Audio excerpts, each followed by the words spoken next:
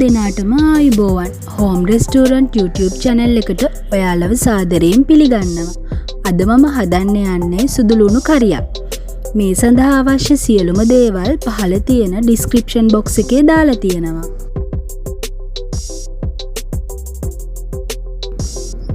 සුදුලුණු gram 250යි, ගම්මිරිස් කුඩු තේ හැන්දයි, කෑලි මිරිස් තේ හැඳි භාගයයි, කහ කුඩු තේ හැඳි භාගයයි, අමුතුන පහ මේස හැන්දයි, මිරිස් කුඩු මේස හැන්දයි, සූදුරු තේ හැන්දයි, උළුහල් තේ හැන්දයි.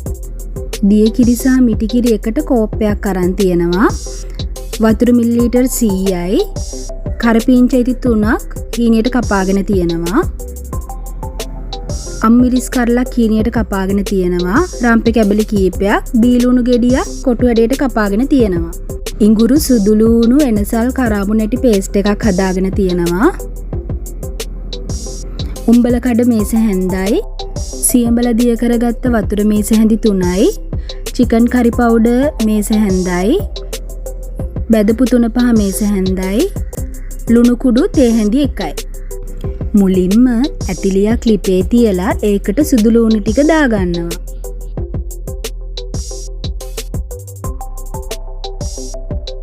ඊළඟට අපි වතුර ටික එකතු කරනවා.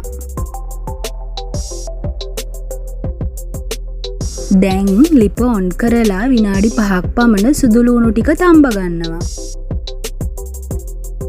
ඔන්න දැන් සුදුලුණු ටික තැම්බිලා ඉවරයි. මීළඟට ඇතිලියක් ලිපේ තියලා රත් කරගෙන පොල් තෙල් මේස හැඳි 2ක් පමණ දාගන්නවා.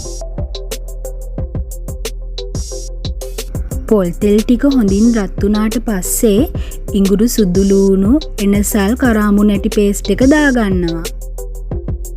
මේක ටික වෙලාවක් තෙලේ බැද ගන්න ඕනේ. දැන් සූදුරු සහ උළුහල් ටිකත් එකතු කරලා සියල්ල හොඳට මිශ්‍ර කරගන්නවා.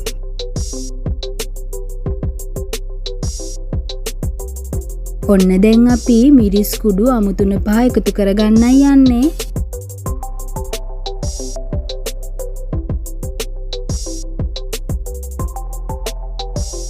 දැන් විනාඩියක් විතර ලස්සන පාටට එනකම් බෙද ගන්නවා.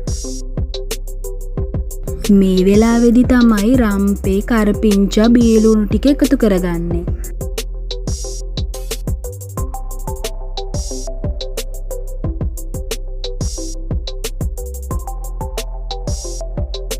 විනාඩියක් පමණ සියල්ල හොඳට ටෙම්පරාදු කරගන්නවා.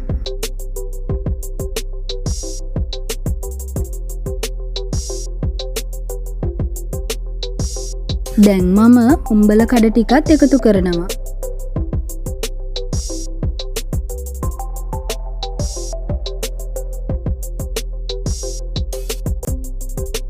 දැන් එකතු කරන්නේ කහ කෑලි මිරිස් ගම්මිරිස් කුඩු. ආයිමත් සියල්ල හොඳට ටෙම්පරාදු කරගන්නවා.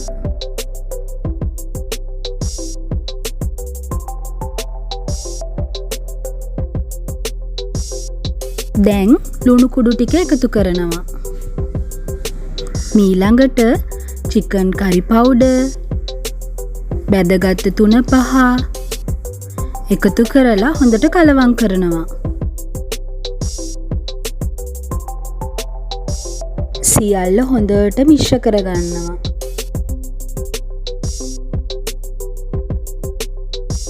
සියල්ල හොඳට මිශ්‍ර කරගත්තට පස්සේ සියඹල දිය කරගත්ත වතුර එක දානවා.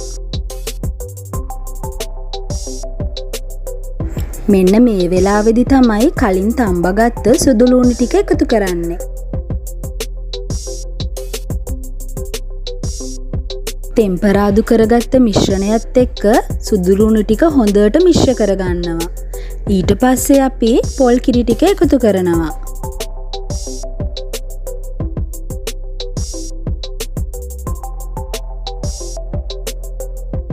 දැන් ටික වේලාවක් කලවම් කරගෙන පියන වහලා විනාඩි 10ක් පමණ මද ගින්දරේ උයා ගන්නවා. මේ තියෙන්නේ මම කරි පවුඩර් එක හදාගන්න වීඩියෝ එක. මේකේ ලින්ක් එකත් මම එන්ඩ් ස්ක්‍රීන් එකේ දාන්නම්කෝ.